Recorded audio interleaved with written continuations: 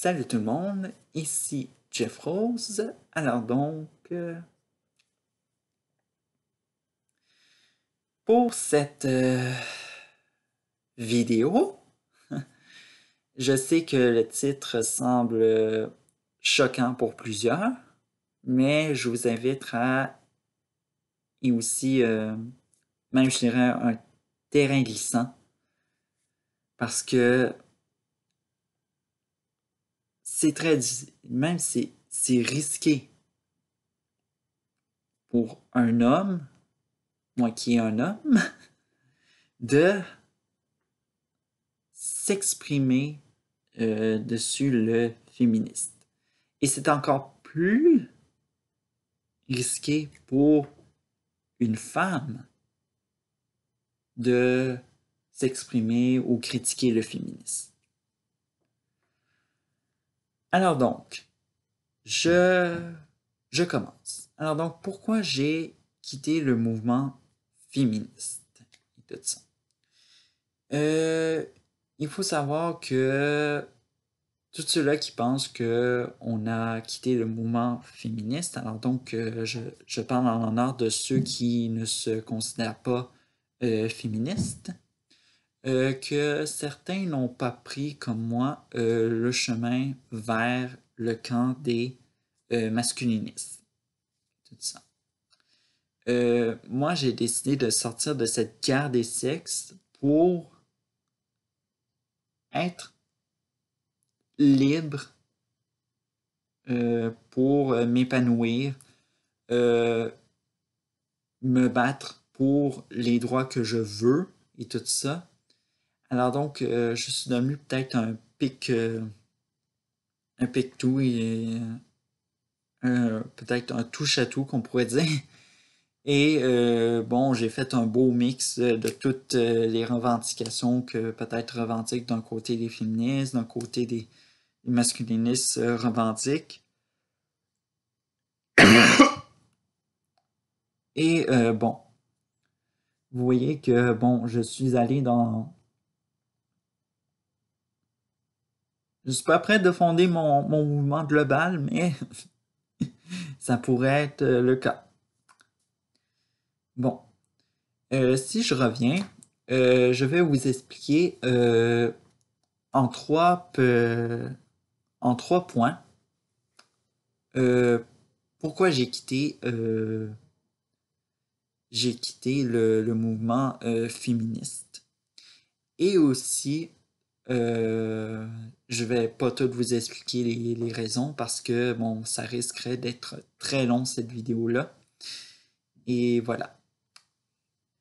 Alors donc, mon point numéro 1, c'est que elle pense d'avoir des alliés. Ce qu'il faut savoir en tant que homme, les LGBTQ+, les disons-le, les femmes racisées, on pourrait dire les personnes racisées parce que bon, il y a des hommes et des femmes qui peuvent être féministes, les deux sexes peuvent rentrer là-dedans, on ne sait pas trop pourquoi. Faut savoir que premièrement, il y a des femmes les militantes féministes, qui ne digèrent pas de voir des hommes présents dans le mouvement. Et quand vous allez à des manifestations, bon, ce que je me souviens, bien sûr, quand vous allez à des manifestations, vous allez voir des pancartes, ce qui est peut-être aussi la vérité, que les hommes sont violents, les hommes sont tous les maux de la planète et tout ça. Alors donc, vous êtes un peu leurs esclaves et tout ça. Là, je crache pas dessus le mouvement féministe. Je dis juste, mes pensées à moi personnelles et tout ça. Et pour une personne qui est dans les mouvements LGBTQ+, il faut savoir que moi-même je suis homosexuel et je ne pense pas avoir besoin des féministes pour avoir un second support moral, là, je sais pas, des mamans parce qu'il y a un homophobe qui m'agresse, qui m'a agressé et tout ça. Je pense je pense que les LGBTQ+, ce qui est autant ce qui s'en vient au niveau de ma critique des personnes racisées présentes dans le mouvement féministe, on a nos propres combats actuellement. Et je pense que la communauté LGBTQ+, et les féministes doivent se séparer totalement. Tout ça. Et les lesbiennes féministes qui regardent cette vidéo-là, je vais... où est la page? Ok, attendez.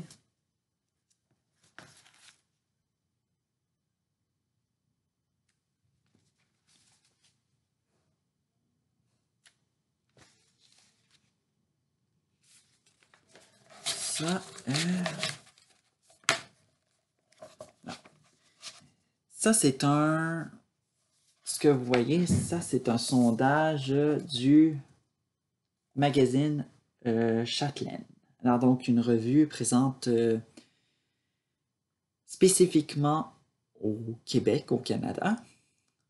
Et regardez ici, c'est marqué le 1% pour la reconnaissance des droits des femmes de la communauté LGBTQ.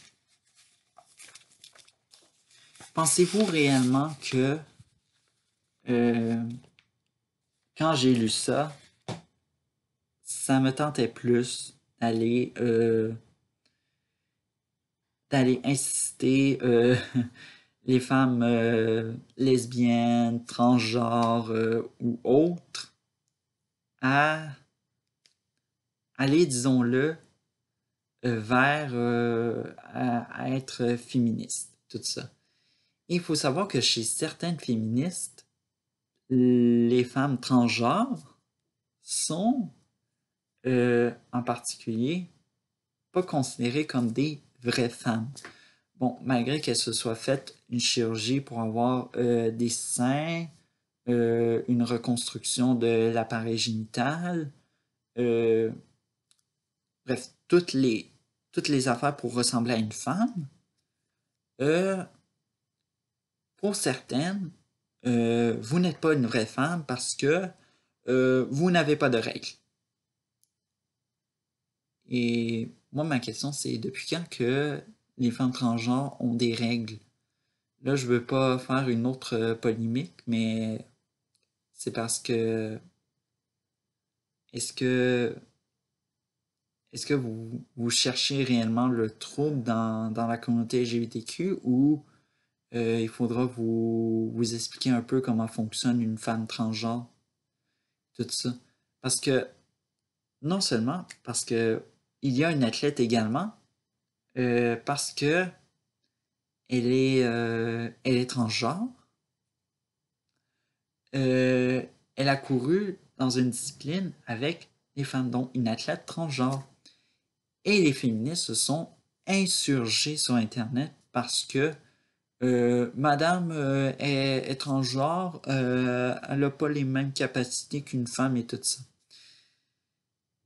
Est-ce qu'on peut s'entendre clairement que il n'y a pas de... On s'entend qu'il y a une différence de force entre les hommes et les femmes, mais spécifiquement dans un sexe, en particulier chez les femmes. Bon, il y a des femmes qui courent plus lentement, il y a des femmes qui courent plus vite. et tout ça. Point final. À quoi ça sert de s'abattre dessus ça? Et autre affaire que je voulais dire au-dessus de ça, qui pensaient avoir des alliés, les féministes, les personnes racisées. Alors donc, il faut savoir que dans le mouvement des féministes, il y a une sous-catégorie qu'on nomme les white feminists. Les white féministes, ce sont des féministes blanches et tout ça. Ce sont les personnes les plus racistes et homophobes qui puissent exister. Alors donc, par exemple, la féministe noire, la féministe asiatique, la féministe autochtone, la féministe sud-asiatique, bref, peu importe qu'elle soit bleu, mauve et tout ça, la white féministe va s'en fiche complètement. Et clairement, même de la féministe lesbienne, parce que comme je l'ai dit, ce sont les personnes dans le mouvement féministe les plus racistes, les plus homophobes que vous allez rencontrer dans ce mouvement-là. Et vraiment, je pense que, comme je l'ai dit, on a chacun nos combats de notre côté, alors donc il faudra se séparer à un moment donné. Le deuxième point, le fameux point où on est à bout de combat. Cette semaine, je ne sais pas si vous êtes au courant, mais il y a eu une polémique qui a été faite entourant le film Blanche-Neige et les Sept Nains. Particulièrement une scène où le prince doit embrasser la princesse qui est Blanche-Neige. Et ça, les féministes ont trouvé, par exemple, pour dire que ce n'est pas consenti comme baiser et qu'il faudra canceller le livre, le film, et puis peut-être toutes les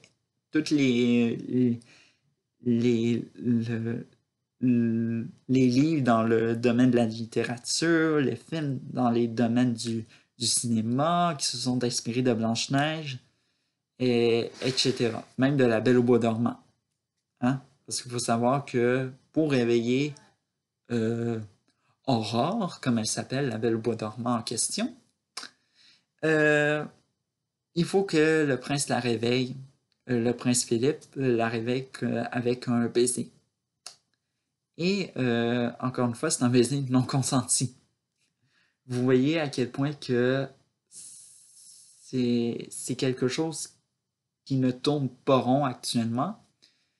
Et ce qui est très décevant en même temps, c'est que les médias embarquent dans leur polémique, et qui dit média dit actualité. Actuellement, on a besoin que les médias ne tombent pas dans le piège des féministes ou dans leur piège, les féministes qui se nomment de la diversion. Et ça, la diversion, il faut faire attention parce que ça peut faire quelque chose qui peut nous faire rapidement oublier les problèmes actuellement dans le monde, surtout en particulier pour les médias. On a des guerres, on a des génocides, on a plein de problèmes actuellement. Plus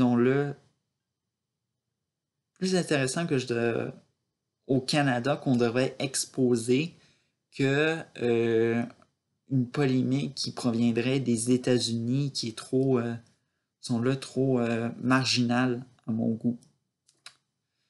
Alors donc, vraiment, il faudrait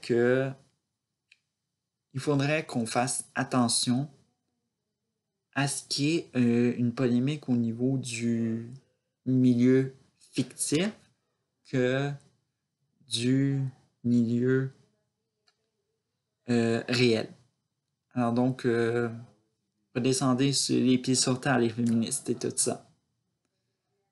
Et combattez les vrais combats qui sont dans la vie réelle. Le troisième et dernier point. Et tout ça, vous allez peut-être l'entendre également.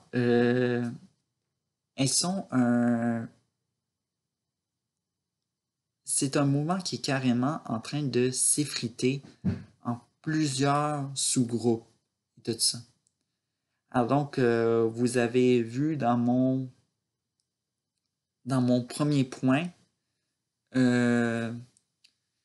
les white féministes, les féministes blanches, que j'ai dit c'était les êtres les plus racistes, les plus homophobes que vous allez rencontrer dans le mouvement.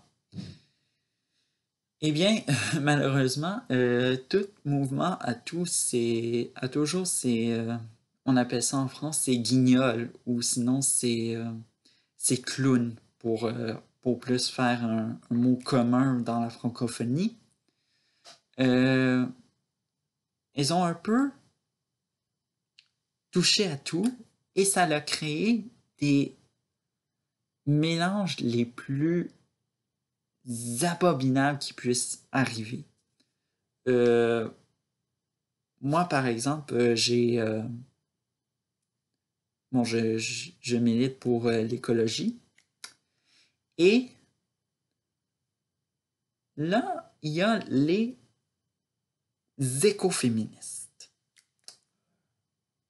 Là, les écoféministes nous arrivent avec un discours en disant que c'est toute la faute de l'homme si la planète va mal, ils chauffent, ils conduisent des camions, c'est eux qui consomment plus de viande rouge, bref, les plus gros carnivores de la planète, tous des discours de même. Et moi, j'entends ça, ça me donne aucunement le goût de me tenir à côté d'une de elles. Même je les toucherai même pas avec un bâton parce que je sais qu'elles vont me faire un discours d'hystérie en délirant que je suis la faute de tous les problèmes. C'est qui est aucunement le problème. Il faut se rappeler, et là, ça va faire mal à leurs oreilles, aux féministes, parce que je vais leur dire la vérité, c'est que les femmes aussi sont les mots aussi de qu'est-ce qui arrive à la planète. Parce que c'est eux qui consomment des vêtements fabriqués en Chine, qui font des kilomètres en cargo. Elles consomment pour mettre ces vêtements-là. Ça prend des sacs de plastique. Alors donc, encore une pollution. Il y a aussi des femmes qui sont astronautes et qui se rendent compte qu'ils vont encourager la pollution atmosphérique et spatiale. Et autre chose, plusieurs autres choses, même le maquillage. Vous savez même pas que ça prend de l'énergie fossile pour en créer. Fait que venez pas pleurer que j'ai tout faux ou quoi que ce soit. Alors donc, c'est un mouvement qui est tellement effrité que moi, en tant que personne non ex-féministe ou non masculiniste, j'ai le goût d'adhérer. Et vraiment, ça s'est tellement multiplié les mots qu'on en a on ne sait pas où se mettre, où se positionner, et tout ça.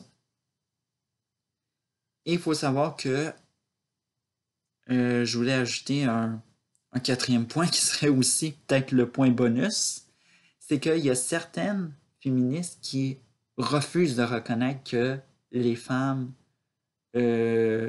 sont responsables parfois de violences conjugales, sont responsables de viols envers des hommes,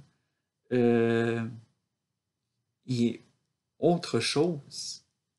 Et puis, ces femmes-là encouragent les femmes à faire mal à des êtres humains. Là, c'est loin d'être des hommes, ce sont des êtres humains qu'on encourage à battre et tout ça. Alors donc, c'était un peu tout. Et bref, j'espère que ça vous a éclairci et tout ça davantage. Alors donc, je vous dis à la prochaine vidéo.